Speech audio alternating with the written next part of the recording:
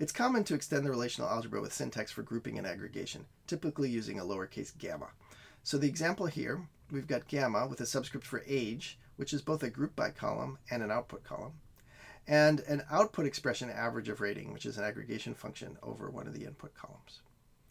It's also allowed in this syntax to add having clause predicates into the subscripts for gamma. So you can say gamma sub age, comma average of rating, comma count star greater than 2, which specifies a having clause on the output that we only want those groups that have at least 2 rows in the output. Our textbook actually splits that having clause out into a separate operator. So there's a GroupBy operator, which allows for age and average of rating, so essentially GroupBy columns and aggregates. And there's a having operator that can have aggregate-based selection predicates in it to filter out the results of groups. To summarize this lecture then, we looked at the relational algebra, which is a small set of operators that map relations to relations.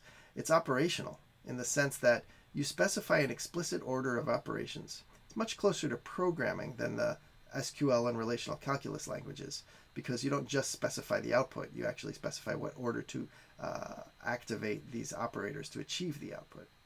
The operators themselves are closed, mapping relations to relations, which allows you to mix and match them. Of course, the types of the operators and their inputs have to line up, and you should understand how the types of the inputs affect the types of the outputs of these operators. The core basic operators are selection, projection, cross product, union, and set difference.